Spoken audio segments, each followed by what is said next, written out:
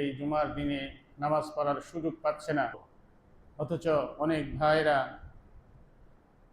যাদের উপর নামাজ ফরজ হয়েছে, জুমার দিনের গুরুত্ব, জুমার নামাজের ফজিলত, জুমা যে আল্লাহর পক্ষ থেকে একটি কমান্ড, এই জুমার নামাজ পড়ার যে ফজিলত মর্যাদা, এটা বোঝার মতো ক্ষমতা আল্লাহ তাআলা তাকে দেন নেই। সেই জন্য আমি অত্যন্ত ভাগ্যবান যে আপনাকে আমাকে আল্লাহ তাআলা পবিত্রতম এই দিনে জুমার নামাজে এসে মসজিদে বসে কিছু কথা শোনার, বলার এবং এগুলোর উপরে আমল করার যে তৌফিক আল্লাহ তাআলা দান করলেন, এই জন্য আল্লাহর উপর আমরা কৃতজ্ঞতা প্রকাশ করব। যেটা আল্লাহ শিখিয়েছেন, রাসূলুল্লাহ সাল্লাল্লাহু আলাইহি ওয়াসাল্লামও শিখিয়েছেন, সেটা হলো আলহামদুলিল্লাহ রাব্বিল আলামিন। জাযাকুমুল্লাহু খায়রান। আমি মেহমান অল্প কয়েকদিনের জন্য, সেই হিসেবে কথা বলার অনেক ছিল, কিন্তু বাহিরের যে অবস্থা, গরমের প্রচণ্ডতা, আপনাদের কাজের কমিটমেন্ট, অনেকের অফিস থেকে আসছেন, সময় মতো যেতে হবে, আবার এই গরমে মসজিদে যদিও বসেছেন, কিন্তু এরপরেও গরমের কারণে আপনাদের অনেকের কাছেই মনে হবে যে একটু তাড়াতাড়ি নামাজটা শেষ হলে ভালো হয়। আমিও তাই মনে করি। এই যে গরম, এই গরমটার জন্য রাসূলুল্লাহ সাল্লাল্লাহু আলাইহি সাল্লাম দোয়া করেছেন আল্লাহর কাছে, আল্লাহুম্মা ইন্নী আউযু বিকা মিন ফাইহি জাহান্নাম। গরমটা কিন্তু, এই যে গরম, প্রচণ্ড গরম, এটা কিন্তু জান্নাতের নমুনা নয়, এটা হলো সাইন, জাহান্নামের সাইন। আল্লাহ তাআলা কোরআন কারীমের যত জায়গায় জাহান্নামের কথা বলেছেন, সেখানে আগুনের কথা বলেছেন। আগুন, ফি নারি জাহান্নাম খালিদিনা ফিহা। নার মানেই হলো আগুন, আর আগুন কোনোদিনই শীতল হয় না, আগুন কোনোদিনই ঠান্ডা হয় না, আগুন সব সময় গরম থাকে।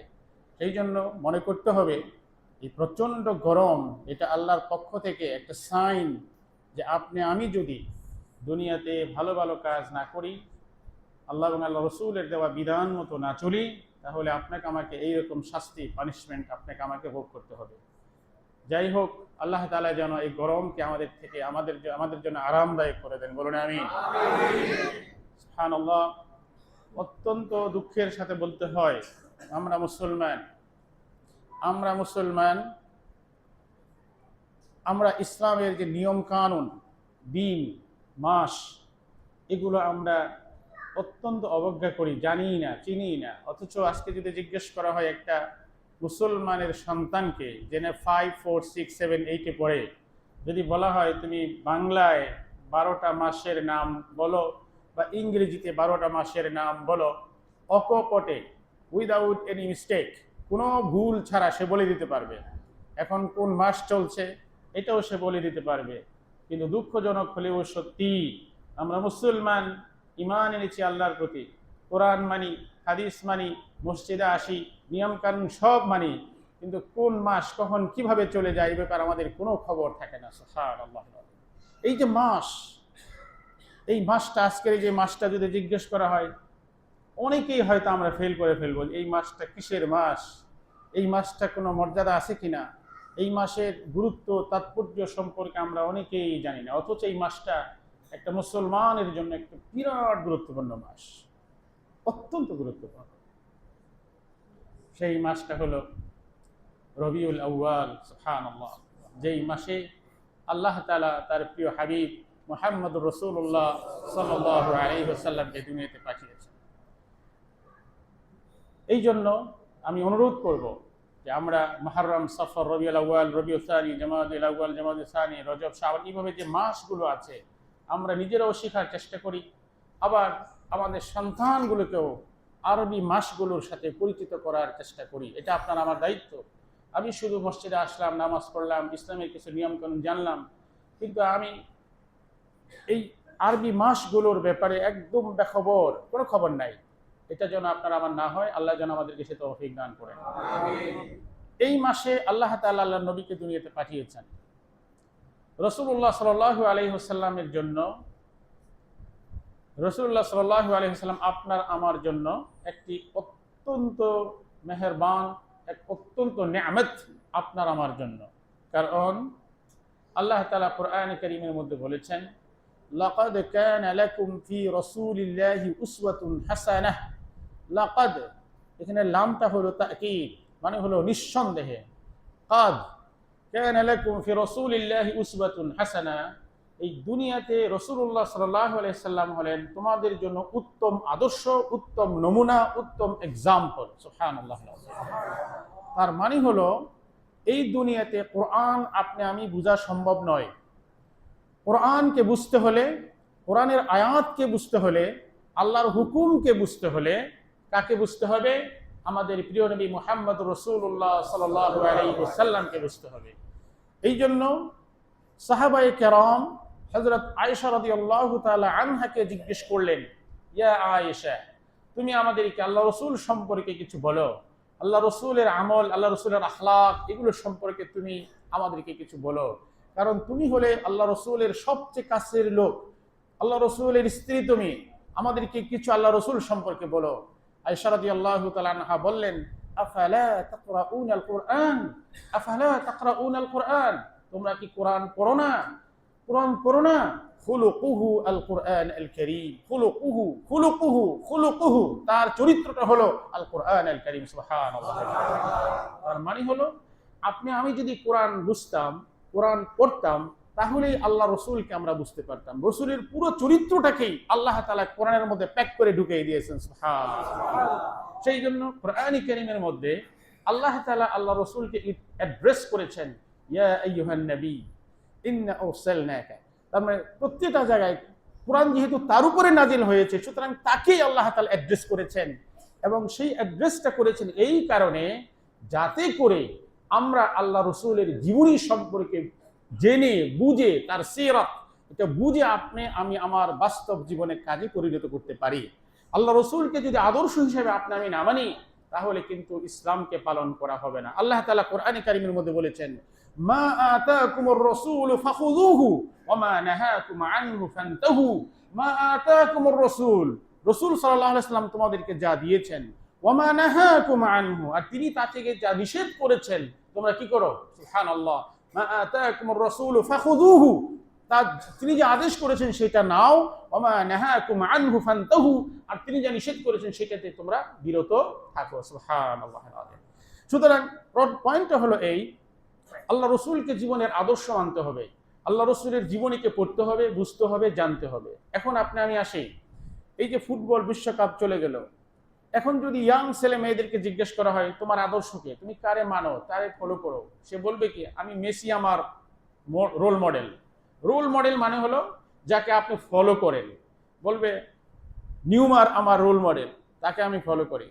অনেকের ঘরে দেখা যাচ্ছে যে আর্জেন্টিনার পতাকা উঠে গেছে, ব্রাজিলের পতাকা উঠে গেছে, তার মানে এটা যারা যাকে ভালোবাসে, যার আদর্শকে মনে করে, তারা তাকে আদর্শ মনে করে, তাই না কথাটা? রাসূলুল্লাহ সাল্লাল্লাহু আলাইহি সাল্লামকে আল্লাহ তাআলা আপনার আমার আদর্শ বানিয়ে দিয়েছেন। রাসূলুল্লাহ সাল্লাল্লাহু আলাইহি সাল্লামকে নবুয়তের আগে আল্লাহ তাআলা কিছু ভালো কিছু কোয়ালিটি, কিছু গুণ আল্লাহ তাআলা আল্লাহ রসুলকে দিয়েছিলেন। এখন যদি মুসলমানের সন্তান হইয়া আপনাকে জিজ্ঞেস করা হয় তোমার রোল মডেলকে, আদর্শকে, কোনো লোক, খুব দু একটা ছেলে মেয়ে ছাড়া কেউ এই কথা বলবে না আমার আদর্শ, আমার রোল মডেল, যাকে আমি ফলো করি, যাকে আমি মানি, তিনি হলেন মুহাম্মদ রাসূলুল্লাহ সাল্লাল্লাহু আলাইহি ওয়াসাল্লাম। অথচ সে মুসলমানের সন্তান, তার বাপ দাদা 14 পুরুষ, কিন্তু মুসলমান।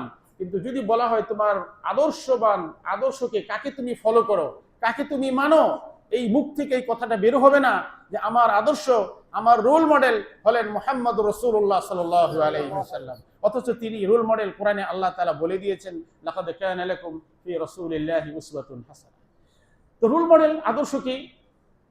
নিউমার, মেসি, এরা যখন বলটাকে কিভাবে ট্যাকলিং করে, কিভাবে বলটাকে কন্ট্রোল করে, এগুলো ওই যে ফলো করে, সেই তাকে বলে যে সে আমার রোল মডেল।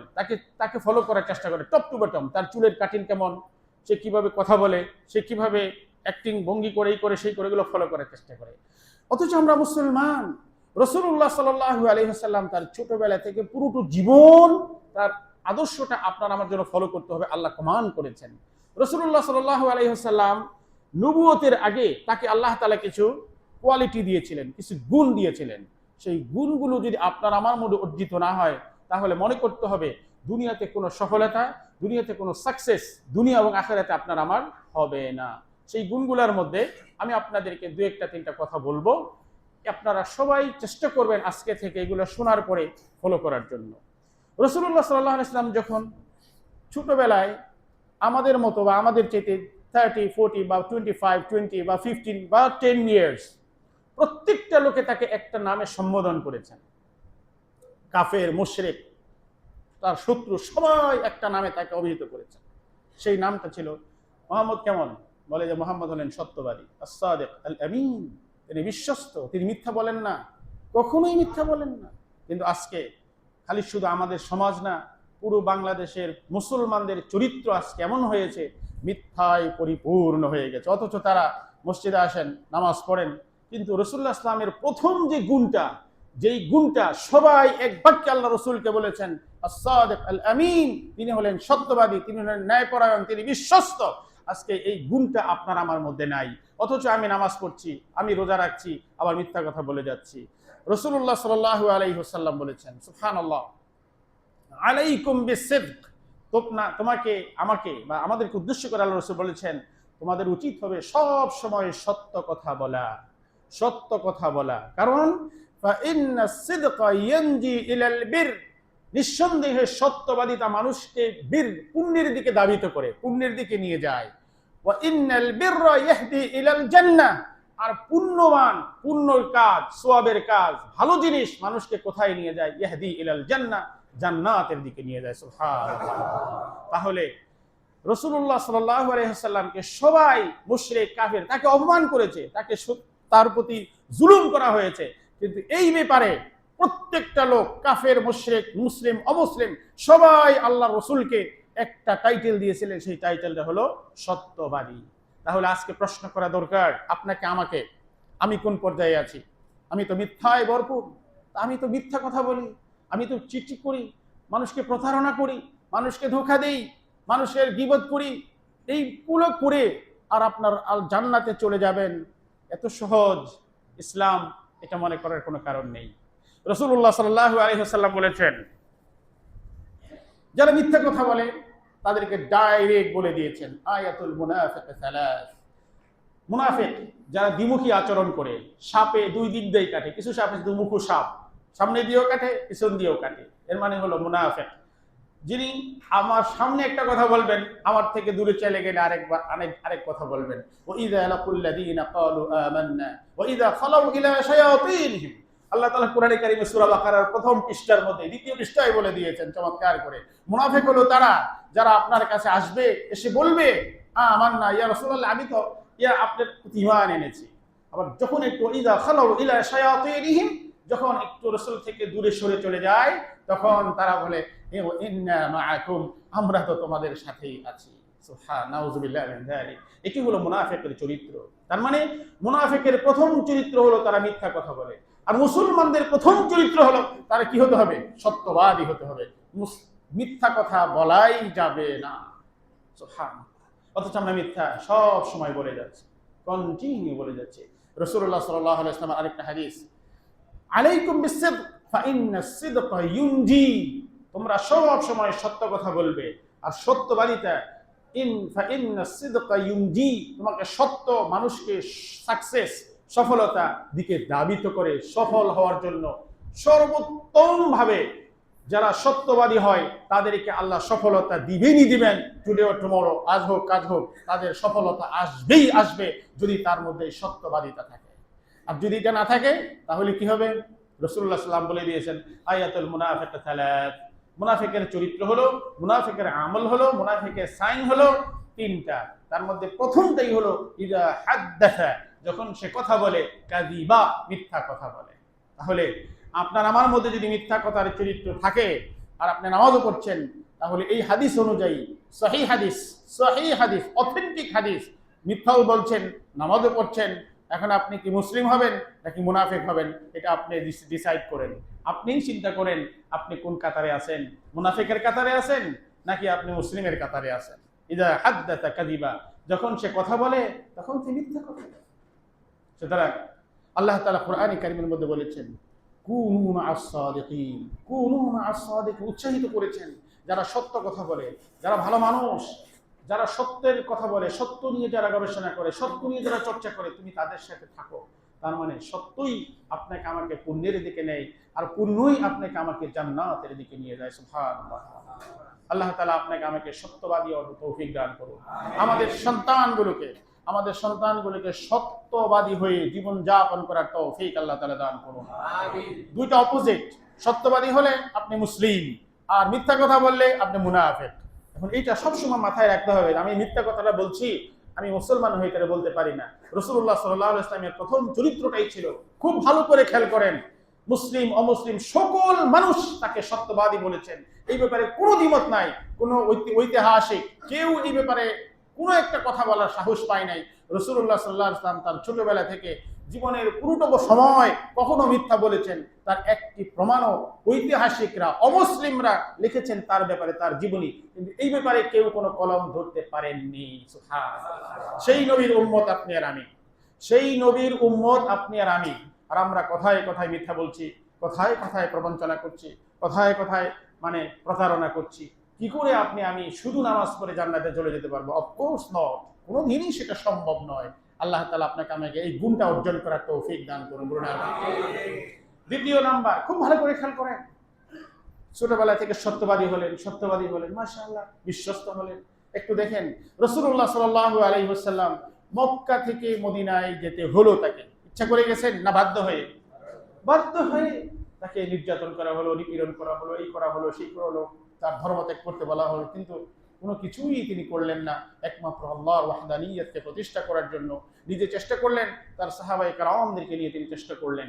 তার সাহাবায়ে কেরাম, তার আশেপাশে যারা ছিলেন, আলী রাদিয়াল্লাহু তাআলা আনহু, আবু বকর রাদিয়াল্লাহু তাআলা আনহু, ওমর রাদিয়াল্লাহু, তাদেরকে নিয়ে বহু চেষ্টা করেছেন মানুষকে দ্বীনের দাওয়াত, ইসলামের দাওয়াত দেওয়ার জন্য।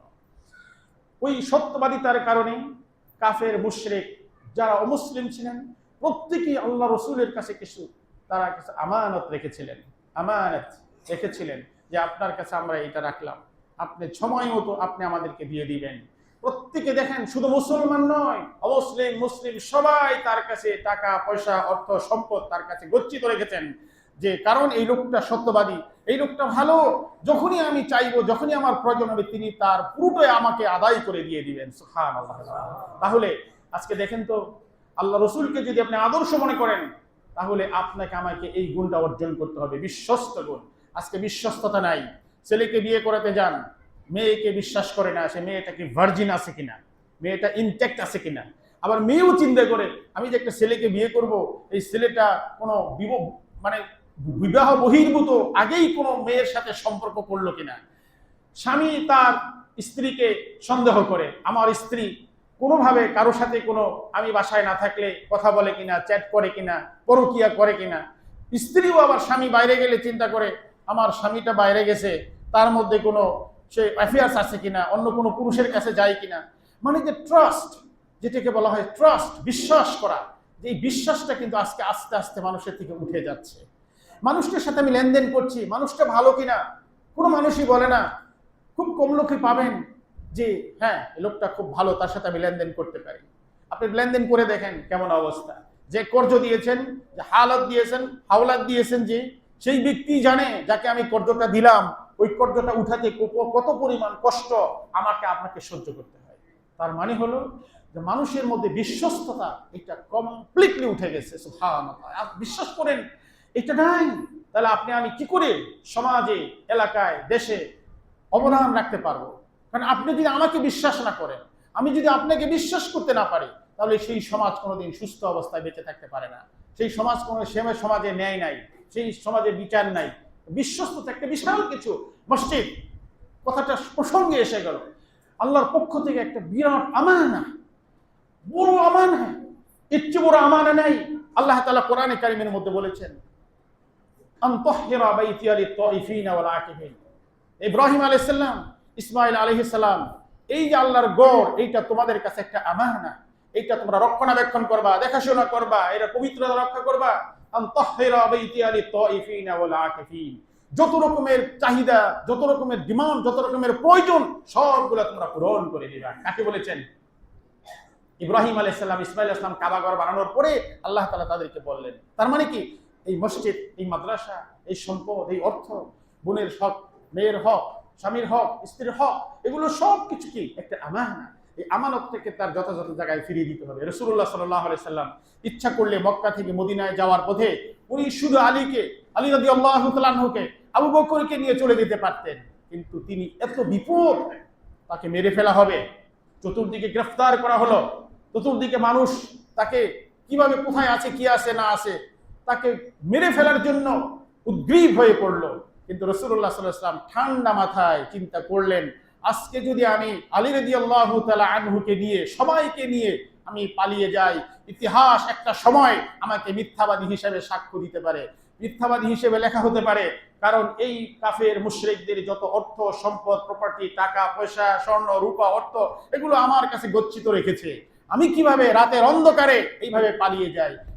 রাসূলুল্লাহ সাল্লাল্লাহু আলাইহি ওয়াসাল্লাম আলীকে বললেন, ইয়া আলী রাদিয়াল্লাহু, ইয়া আলী, তুমি আমার বিছানায় শুয়ে পড়ো, এই যে জিনিসগুলো যেগুলো কাফের মুশরিকরা আমাকে দিছে, এই জিনিসগুলো তোমার কাছে রেখে গেলাম, তুমি তাদেরকে যথাযথভাবে সেগুলো ফিরিয়ে দিবা। সুবহানাল্লাহ, কি প্রফেট, কি নবী, কি মুহাম্মদ সাল্লাল্লাহু আলাইহি ওয়াসাল্লাম, তার নমুনা, তার চরিত্র আপনার আমার জন্য আদর্শ। কিন্তু আমরা এগুলো ভুলে যাই। আলী রাদিয়াল্লাহু শুয়ে পড়লেন, কাফেররা সকালবেলা এসে তাকে গ্রেফতার করলো, তাকে ধরলো, কোথায়? রাসূলুল্লাহ সাল্লাল্লাহু আলাইহি ওয়াসাল্লাম তাকে পেল না। ওটা অন্য হিস্ট্রি, আমি তো বলতে চাচ্ছি না। আমি যেটা বলতে চাচ্ছি সেটা হলো যে আমানত, মানুষের বিশ্বাস অর্জন করা এটা সহজে হয় না। আজকে সমাজে, এলাকায়, দেশে, বিদেশে সব জায়গায় এটার ঘাটতি। বিশ্বাস করছে, এই জন্য ইয়াং ছেলেমেয়েরা বিয়ে করতে চায় না। কাকে বিয়ে করব, সে কি ঠিক আছে কিনা, স্বামী স্ত্রীকে বিশ্বাস করে না, কিভাবে বিশ্বাস করব, বিচ্ছেদ হয়ে যাচ্ছে, ঝগড়া হয়ে যাচ্ছে, ভুল বুঝাবুঝির কারণে, মানে বিশ্বাস অবিশ্বাসের কারণে সংসার ভেঙে যাচ্ছে। নাই, কারণ স্বামী ধরা খাইছে স্ত্রীর কাছে মিথ্যা কথা বলে, স্ত্রীও স্বামীর কাছে ধরা খেয়েছে মিথ্যা কথা বলে, অর্থাৎ যার ফলশ্রুতিতে বিশ্বাস করা যায় না। এই জন্য আপনার আমার মধ্যে এই কোয়ালিটিটা অর্জন করতে হবে। মানুষ যেন আপনাকে আমাকে, এমন আচরণ আপনাকে আমাকে করতে হবে, মানুষ যেন আপনাকে আমাকে বিশ্বাস করে যে আমি একটা ভালো মানুষ, মানুষ যেন আপনাকে বিশ্বাস করে যে আপনি একটা ভালো মানুষ। আপনি মিথ্যা বলবেন না, প্রতারণা করবেন না, প্রবঞ্চনা করবেন না। নবুয়তের আগেই আল্লাহ তাআলা, নবুয়তের আগেই আপনি চিন্তা করতে পারেন, নবুয়তের আগে এবং পরে আল্লাহ রাসূলকে অনেক কোয়ালিটি দিয়েছেন। এই যে কোয়ালিটি আমানত এবং সিদক, সত্যবাদিতা আপনার আমার মধ্যে কি আছে? অবশ্যই না, নাই। তাহলে কিভাবে আপনি আমি ভালো কিছু আশা করতে পারি? রাসূলুল্লাহ সাল্লাল্লাহু আলাইহি সাল্লাম বলেন, রাসূলুল্লাহ সাল্লাল্লাহু আলাইহি সাল্লাম বলেন, লা দীনা লিমান লা আমানাতাল্লাহ, যেই ব্যক্তির মধ্যে আমানতদারি নাই, ওই ব্যক্তির দ্বীন নাই। ওই ব্যক্তি কোনো দ্বীনই পালন করলো না, তার কোনো ধর্ম নাই। চিন্তা করতে পারেন কত কঠিন কথা। লা দীনা, no religion for that person, যে নাকি কি করে আপনার, তার মধ্যে আমানতদারি নাই, যে ব্যক্তি আমানতদারি রক্ষা করতে পারলো না, এই ব্যক্তি দ্বীন পালন করলো না, সেই ব্যক্তি আউট অফ দ্বীন, মানে দ্বীনের বাহিরে সেই লোকটা। চিন্তা করেন, সুন্দর করে ক্লিয়ার কাট, কোনো ব্যাখ্যা বিশ্লেষণ নাই। লা দীনা, কোনো ধর্ম নাই, লিমান লা আমানাতাল্লাহ, যেই ব্যক্তির মধ্যে আমানতদারি নাই, যেই ব্যক্তিকে মানুষ বিশ্বাস করে না, যেই ব্যক্তিকে মানুষ অবিশ্বাস করে, যেই ব্যক্তির মধ্যে ট্রাস্ট নাই, এই ব্যক্তিটা দ্বীনের কোনো কাজ পরিপূর্ণভাবে পালন করতে পারছে না। সুতরাং এত বড় শক্ত ওয়ার্নিং থাকার পরেও আপনি আমি যদি সতর্ক না হই, আর আপনি আমি চিন্তা করি নামাজ পড়ছি, রোজা করছি, হজ করছি, সোজা জান্নাতে চলে যাব, উঠেও না, উঠেও না। ওই যে রাসূল সাল্লাল্লাহু আলাইহি ওয়াসাল্লাম, ওই যে মুনাফিকের হাদিস চিন্তা করেন, আয়াতুল মুনাফিক সালাত, ইযা হাদাথা কাযিবা ওয়া ইযা তুমিনা খানা, যখন তার কাছে আমানত রাখা হয় তখন সে ওইটাকে খানা, খেয়ানত করে দেয়। কর্জ দিলেন, হাওলাত দিলেন, টাকা দিল না, খেয়ানত করলে, তাহলে সে মুনাফিক হয়ে গেল। তার কাছে টাকা পয়সা গচ্ছিত রাখা হলো, সে আমানতের খেয়ানত করলো, সে মুসলমান থাকলো না, মুনাফিক হয়ে গেল। আর মুনাফিকের শাস্তির ব্যাপারে কোরআনে কারিমে আল্লাহ তাআলা ছোট্ট করে বলেছেন, ইন্নাল মুনাফিকিনা ফিদ দারকিল আসফালি মিনান নার। জাহান্নাম আল্লাহ তাআলা 7টা বানিয়েছেন, 7টা স্তর আছে জাহান্নামের। ওই জাহান্নামের সর্বোচ্চ লোয়েস্ট অফ দ্য লো লেভেলে থাকবে যারা, তারা হলো মুনাফিক। আর ওই মুনাফিকের চরিত্র যদি আপনার আমার মধ্যে মিলে যায়, শত চেষ্টা করেও পার পাওয়া যাবে না। আল্লাহর সামনে আপনাকে আমাকে দাঁড়াতে হবে, সেই সময়ের উত্তর দেওয়ার জন্য তৈরি থাকা দরকার। আল্লাহ তাআলা যেন আপনাকে আমাকে এই আমানতদারি রক্ষা করা, মানুষের বিশ্বাস অর্জন করা এবং সত্যবাদী হিসেবে জীবন যাপন করার তৌফিক দান করেন, বলুন আমিন। এরপরে 3 নম্বর পয়েন্ট আমি বলতে চাই, যেহেতু আর হয়তো সুযোগ হবে না, যদি জমা থাকতো তাহলে হয়তো বলতে পারতাম। 3 নম্বর পয়েন্টটা হলো প্রত্যেকটা মানুষ কাল কিয়ামতের ময়দানে আল্লাহর সামনে হাজির হবে। খুব ভালো করে খেয়াল করো, খুব ভালো করে খেয়াল করবেন। প্রত্যেকটা মানুষকে আল্লাহর সামনে দাঁড়াতে হবে।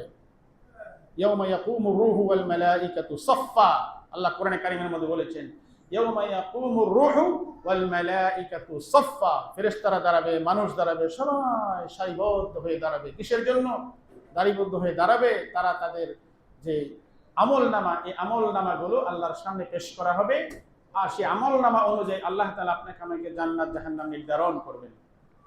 কোরআনে কারীমের বহু জায়গায় আছে ফাআম্মা মান খাফা মাকাম রাব্বিহ, আল্লাহর সামনে দাঁড়ানোটাকে যেই ব্যক্তি ভয় করলো, ওয়ানাহান নাফসা আনিল হাওয়া, যে তার কুপ্রবৃত্তি থেকে নিজের নফসকে হেফাজত করলো, নিষেধ করলো যে আমি খারাপ কাজ করব না, আল্লাহ তাআলা বলেন ফাইনাল জান্নাতা হিয়াল মাওয়া, তার জন্য কি রয়েছে? জান্নাত রয়েছে। আর ফাআম্মা মান তাগা, আর যেই ব্যক্তি আল্লাহর অবাধ্য হলো, ওয়া আসারাল হায়াতাদ দুনিয়া, আর দুনিয়াটাকে সে প্রাধান্য দিল, ফাইনাল জাহিমা হিয়াল মাওয়া, জাহিম হলো তার জায়গা, জাহান্নাম হলো তার জায়গা। এটা হলো এই যে আল্লাহর সামনে আপনাকে আমাকে দাঁড়াতে হবে। ওই সময়ে সবাই আমরা আটকে যাব। সেই আটকাটা কি? আল্লাহর সামনে দেখেন, নামাজ পড়েন না আল্লাহ মাফ করে দিবে, রোজা রাখেন না আল্লাহ মাফ করে দিবে। দুনিয়াতে আমি আপনাদের সবাইকে আমাকে সহ আল্লাহ তাআলা যেন মানুষের হক, স্বামীর হক, ছেলের হক, স্ত্রীর হক, প্রতিবেশীর হক নষ্ট করতে যেন কোনোভাবে আমি চেষ্টা না করি। আমরা প্রত্যেকেই ধরা পড়ে যাব। রাসূলুল্লাহ সাল্লাল্লাহু আলাইহি সাল্লাম বলেছেন, বারবার করে সাহাবীদেরকে বলেছেন, ইয়া সাহাবী তোমরা চিন্তা করো, নামাজ পড়নে আল্লাহ মাফ করে দিবেন, রোজা রাখনে আল্লাহ মাফ করে দিবেন, হজ করনে আল্লাহ মাফ করে দিবেন। আল্লাহর সাথে সম্পৃক্ত যেই জিনিসগুলো হকের ব্যাপার, আল্লাহর সাথে আপনার আমার যে সম্পর্ক, সেটা আল্লাহ তাআলা দেখবেন, আল্লাহ মাফ করে দিবেন, যা তোরে মাফ করে দিলাম। কিন্তু একটা জায়গায় আমি থেকে যাব, সেটা হলো মানুষের হক। যদি আপনি মানুষের কষ্ট দিয়ে থাকেন, মানুষের হক নষ্ট করে থাকেন, এই জায়গাতে যতক্ষণ না আপনি সেই ব্যক্তির কাছে গিয়ে মাপ চাইছে, কোনোভাবেই জাহান্নামের আগুন থেকে আমি মুক্তি পাবো না। এটা মাথায় রাখবেন। আমার দ্বারা কোনো মানুষের হক নষ্ট হলো কিনা, আমার দ্বারা কোনো মানুষের হক নষ্ট হলো কিনা। দেখেন রাসূলুল্লাহ সাল্লাল্লাহু আলাইহি সাল্লাম একদিন মিম্বারে বসে আছেন, বসে বললেন ওয়াল্লাহি লা ইউমিন, ওয়াল্লাহি লা ইউমিন, ওয়াল্লাহি লা ইউমিন। সাহাবারা ভয় পেয়ে গেলেন। আল্লাহ রাসূল শপথ করছেন, আল্লাহ রাসূল শপথ করে বলছেন ওই ব্যক্তি মুমিন না, ওই ব্যক্তি মুমিন না, ওই ব্যক্তি মুমিন না। কি এমন কথা যা আল্লাহ রাসূল বলবেন? সুবহানাল্লাহ। ওয়াল্লাহি লা ইউমিন, ওয়াল্লাহি লা ইউমিন, ওয়াল্লাহি লা ইউমিন, তিনবার কসম করে তিনি বললেন। তখন রাসূলুল্লাহ সাল্লাল্লাহু আলাইহি ওয়াসাল্লামকে জিজ্ঞেস করা হলো, কিলা মান ইয়া রাসূলুল্লাহ, ইয়া রাসূলুল্লাহ ওই ব্যক্তি কে যেই ব্যক্তি তিনবার আপনি বললেন মুমিন না, মুমিন না, মুমিন না, মুমিন না। তখন রাসূলুল্লাহ সাল্লাল্লাহু আলাইহি ওয়াসাল্লাম বলেন আল্লাযী, যেই ব্যক্তি লা ইয়ামানু জারুহু বাওয়াইকাহ। একটা হাদিস বললাম শুধু, আরো তো আছেই। যেই ব্যক্তি তার প্রতিবেশীকে তার খারাপ থেকে নিরাপদ না রাখে, তার অনিষ্ট থেকে, তার খারাপি থেকে, তার হকের ব্যাপারে, তার ব্যাপারে যেই ব্যক্তিটা সতর্ক না হয়, আরেক মানুষকে, তার প্রতিবেশীকে নিরাপদ না রাখে, অর্থাৎ প্রতিবেশী যদি আপনার দ্বারা বিপদগ্রস্ত হয়, প্রতিবেশী যদি আপনার দ্বারা বাধাগ্রস্ত হয়, প্রতিবেশী যদি আপনার দ্বারা অনিষ্ট হয়, রাসূলুল্লাহ সাল্লাল্লাহু আলাইহি ওয়াসাল্লাম বলেন ওই ব্যক্তি জান্নাতে যাবে না, ওই ব্যক্তি মুমিন না, ওই ব্যক্তি মুমিন না। সুবহানাল্লাহ। তাহলে প্রতিবেশীর হক আপনাকে আমাকে পালন করা লাগবে কি লাগবে না? অবশ্যই লাগবে। এখন হকের ব্যাপারে আমি থেকে যাবো, আল্লাহ বলবেন এটা আমার ব্যাপার না, তুমি যাও ওই ব্যক্তির কাছে যেই ব্যক্তির হক নষ্ট করছো, আর তার পাপগুলো তুমি নিয়ে আসো, আর সওয়াবগুলো তুমি যা কিছু করছো ছোটখাটো ওগুলো তুমি তাকে দিয়ে আসো। সুবহানাল্লাহ।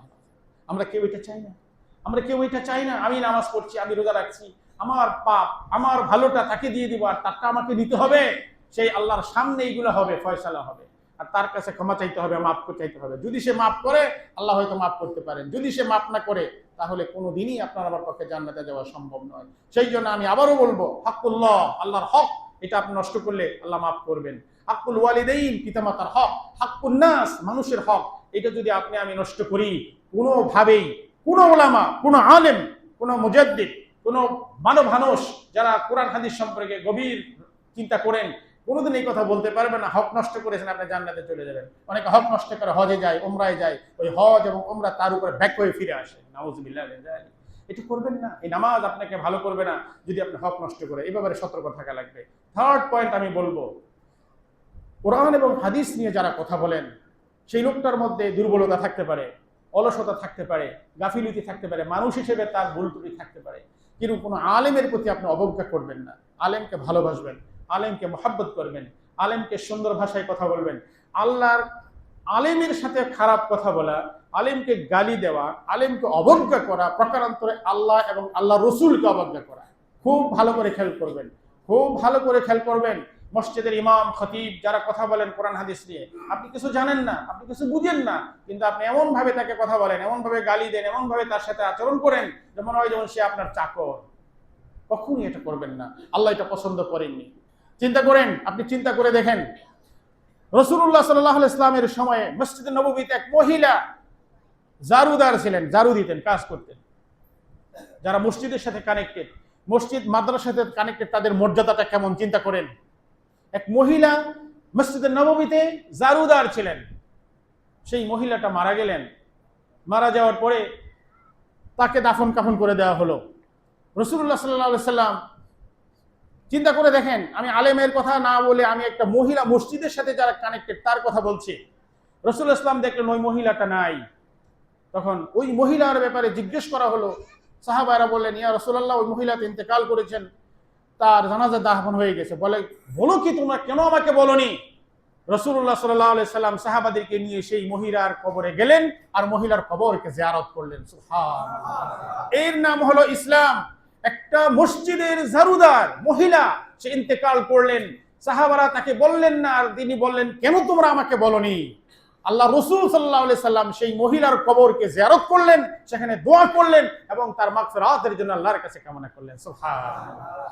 আর আপনি, আমি ইমাম, মসজিদের খতিব, আমি মনে করি মসজিদ কমিটির সদস্য, ইমাম সাহেবকে 12টা বাজিয়ে দিলেন, 13টা বাজিয়ে দিলেন, আলেমের কাছে আপনি আল্লাহর খাতায় আপনার নাম হয়ে গেল জিরো। কখনো এটা করবেন না। আলেম ওলামাকে সম্মান করে কথা বলতে হবে, আলেমদেরকে ইজ্জত করে কথা বলতে হবে, কারণ তাদের সাথেই, তাদের কারণেই আমি ইসলাম পেয়েছি। তাদের যে খেদমত, তাদের যে কন্ট্রিবিউশন, আমি কি করছি? কিছুই না। আপনি এত ভালো, আপনি বলেন এইটা ওইটা, এটা করবেন না। আল্লাহ এটা সহ্য করেন না, কারণ এটা প্রকারান্তরে আল্লাহর দিকে চলে যায়। সুবহানাল্লাহ। তারা নিজের কথা বলেন না, কোরআনের কথা বলেন, হাদিসের কথা বলেন, আল্লাহর কোরআন তারা তেলাওয়াত করেন। সুতরাং তাদের সাথে আপনি খারাপ ব্যবহার করবেন আর আপনি ভালো মানুষ, মোটেও সম্ভব নয়। জান্নাতে আপনার আমার জন্য যাওয়াটা কষ্টকর হয়ে যাবে। যাই হোক, সময়ের স্বল্পতা, যতটুকু কথা বলেছি, অনেক কথা বলার ছিল, কিন্তু সময় যেহেতু আপনাদের গরম একটা, আরেকটা হলো যে আপনাদের অফিস আদালত আছে, সবার দোয়া করবেন। আমি মেহমান হয়ে, যে মেহমান মানে আমি এলাকার মানুষ, এলাকার ছেলে, এলাকারই সন্তান। এই মসজিদ মাদ্রাসা সবগুলোই আমার চোখের সামনে ডেভেলপ হয়েছে। আমি দোয়া করি যারা মসজিদের কমিটির ভাইয়েরা আছেন, আল্লাহ তাআলা যেন তাদেরকে এই মসজিদ আরো বেশি করে খেদমত করার তৌফিক দান করেন। যারা এই মসজিদে সম্পদ, অর্থ দান করেন, তাদের সদকা যেন আল্লাহ কবুল করেন। যারা এই মসজিদে দান খয়রাত করেছেন, বিশেষ করে মসজিদের জায়গা যারা দিয়েছেন, তারা আজকে অনেকেই নাই, কেউ নাই। আল্লাহ দোয়া করি আল্লাহ তাআলা যেন এই মসজিদের কারণে, এই জায়গার কারণে আল্লাহ তাআলা তাদের জাহান্নামের আগুন থেকে মুক্তি দিয়ে জান্নাতের পথ যেন তৈরি করে দেন। আর বিশেষ করে এই এলাকার আরেকটা কথা ছিল, যুবকদেরকে নিয়ে মসজিদে কথা বলা হয় কম। যুবকদের কথা কোরআন কারিমে বলা হয়েছে, ইসলামে বলা হয়েছে। যুবকদেরকে আল্লাহ রাসূল সাল্লাল্লাহু আলাইহি ওয়াসাল্লাম মর্যাদা দিয়েছেন, গুরুত্ব দিয়েছেন, এবং যুবক সাহাবাদেরকেও তিনি অত্যন্ত গুরুত্ব দিয়েছেন। সাহাবারা বলতেন, এই ছোট মানুষ, ছোট সাহাবা, একে আপনি এত মূল্যায়ন করেন কেন? সাহাবারা বলতেন। তখন আল্লাহ রাসূল উত্তরও দিয়েছেন যে এই সাহাবা, এই ছোট মানুষের মধ্যে যে ট্যালেন্ট, যে মেধা, তোমাদের অনেকের মধ্যে সেটা নেই। সুতরাং আব্দুল্লাহ ইবনে আব্বাসের কথা চিন্তা করেন, অথচ বড় বিশাল মুফাসসির, তিনি, তার সম্পর্কে রাসূলুল্লাহ সাল্লাল্লাহু আলাইহি ওয়াসাল্লাম বলেছেন, আল্লাহ রাসূল দোয়া করেছিলেন, আল্লাহ তাকে এমন যোগ্যতা দিয়েছেন, সবচেয়ে বড় মুফাসসির হয়ে গেছেন। সুবহানাল্লাহ। এবং সে ছিল ছোট। সুতরাং ছোটকে অবজ্ঞা করবেন না। আমি সবাইকেই বলবো, আপনার ছেলেকে, মেয়েকে আপনারা অবজ্ঞা করবেন না। অনেক ট্যালেন্ট, অনেক মেধা তাদের মধ্যে লুকিয়ে আছে। আল্লাহ তাআলা যেন তাদের দ্বারা দ্বীনের খেদমত যেন আল্লাহ কবুল করেন, তাদের মাধ্যমে আপনার আমার জান্নাতে যাওয়ার পথ যেন সহজ করে দেন। সুবহানাল্লাহ। আমি আপনাদের কাছে দোয়া চাই। বাইরে থাকি, আমার মা অসুস্থ, আমার মায়ের জন্য দোয়া করবেন। আমি সবার জন্য দোয়া চাই। আমি নাম বললে অনেক বলতে পারবো, বিশেষ করে আমার চেয়ারম্যান চাচা আছেন, আমাদের এই যে মফিজ ভাই আছেন, আমাদের নুরুল হক, এই যে আমাদের আরো আহমেদ চৌধুরী, অনেক আছে, নাম জানা অজানা বহু লোক আছে, দুনিয়া থেকে চলে গেছে। আমি মনে করি, আমি যখন